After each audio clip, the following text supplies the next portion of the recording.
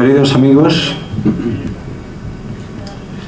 el primer cuento lleva por título El milagro de San Pálpito. Y si el señor técnico de La Boca del Lobo me da algo más de luz, pues se lo agradecería, porque uno no está muy bien de visión. El milagro de San Pálpito. Aquel ser lascivo y maloliente alumbró en ella el fuego de la pasión. Cada noche se colaba en su alcoba para montarla como si fuera una esposa. Durante un cierto tiempo el mal permaneció oculto y aquella desgraciada no descubrió su vergüenza a nadie. Pero se conoce que el espectáculo de sus crímenes y el pensamiento del juicio final debieron aterrarla, por lo que vino en mi busca para confesar su oprobio, y tras orar fervientemente le impuse una dura penitencia. Muchos recordarán haberla visto revestida con una larga túnica negra con una señal de color blanco en forma de pezuña cosida sobre la pechera, tocada con un gorro de amplios vuelos con una cinta roja y puesta bajo la protección de nuestra Santa Madre Iglesia.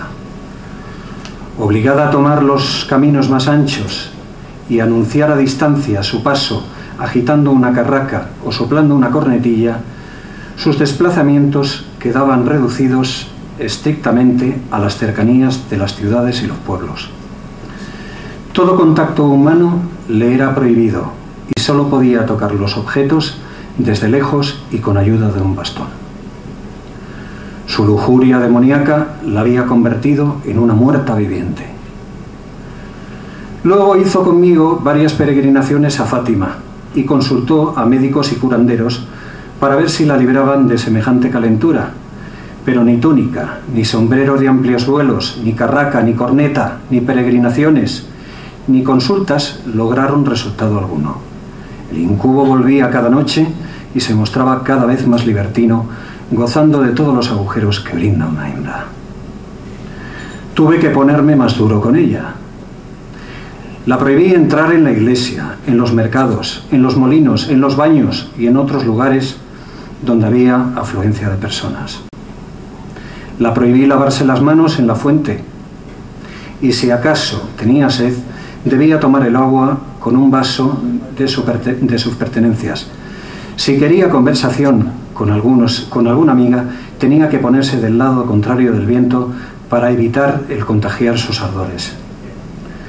La prohibí que mostrara simpatía hacia los más débiles, que acariciara a los animales. Además, la carne y el pescado dejaron de estar presentes en sus comidas. En fin, la pobre soportaba con increíble resignación su vergüenza y su crimen. Su crimen no tardó en ser descubierto por todo el pueblo. Yo no sé si la desgraciada enfermó a causa del trajín que le daba el demonio o por el reparo que le daba salir a la calle. Pero ocurrió que en aquel momento Pálpito bendito estaba de paso por la comarca y oyó hablar del caso. Visitó a nuestra enferma, ya muy desmejorada, y le entregó unas viejas sandalias y un cayado de peregrino que tuvieron el don de alejar al fornicador. Cuando llegó el domingo, nuestro santo varón subió al púlpito y antes de dar el sermón rogó a todos los asistentes que sostuvieran en sus manos los velones sagrados encendidos.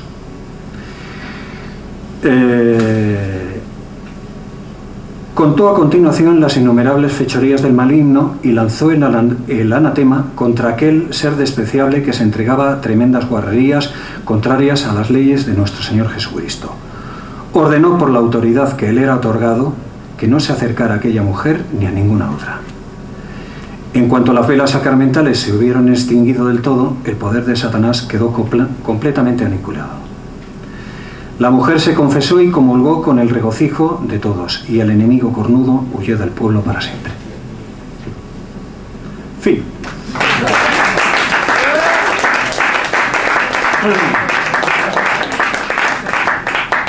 Javier, no veo ni torta.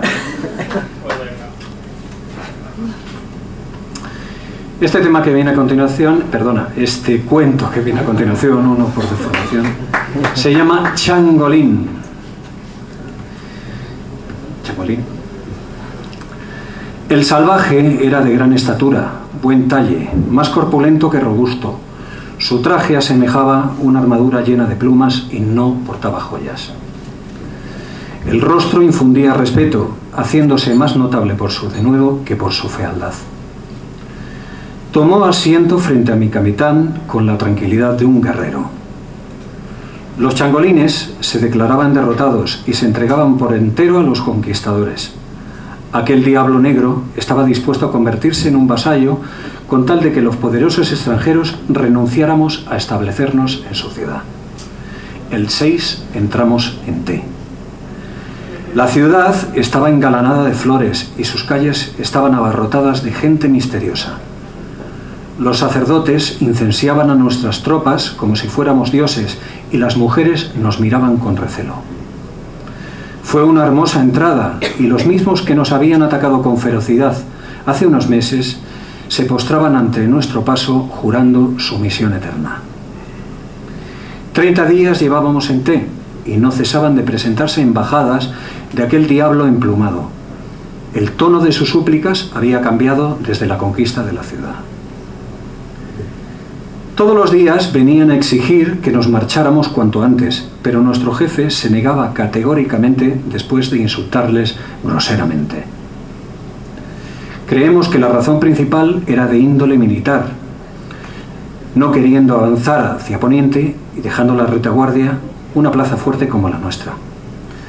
Con los primeros días sobrevino la tragedia. Descubrimos que en algunas calles había hoyos profundos disimulados con madera y hojarasca, donde habían colocado estacas puntiagudas que servían para atravesar a nuestros caballos. Los balcones de las casas estaban llenas de piedras y objetos cortantes. Los sacerdotes del templo hacían desaparecer piezas de culto de incalculable valor. ¡Qué insensatez! Si todas aquellas traiciones las dejábamos pasar sin ningún castigo, en cualquier parte nos tratarían con otras peores. Así que llegamos a una conclusión y optamos por darles un escarmiento. Los matamos a todos. Hombres, mujeres, niños y ancianos fueron pasados a cuchillo, vejados y degollados como animales en una orgía de sangre. 10.000, 20.000. La resistencia de los indígenas se convertía en agonía y preferían morir estoicamente pensando en que con ello ganaban el favor de sus dioses.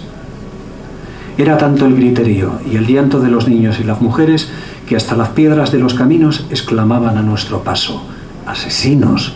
¡Asesinos! Los cadáveres de los indios obstruían los canales y flotaba en la ciudad un hedor insoportable. Transcurridas un par de horas, un miedo atroz se apoderó de nosotros y solo se oían los quejidos ahogados de los moribundos. Sorprendentemente, una sombra salió de entre aquellos cuerpos para dirigirse a mí. Le reconocí al instante. Era el cacique Changolín, y aún en ese momento terrible mantenía intacta la belleza de su porte. Me dijo en su lengua que él ya había hecho lo humanamente posible para defenderse a sí y a los suyos, que hiciese lo que quisiera. Y puso su mano en mi espada, diciéndome que le diesen puñaladas hasta matarle. Así murió el hereje, el hombre que jamás había querido aceptar la dominación sobre su pueblo y que soñó hasta el último momento con detener el avance de la civilización. Fin.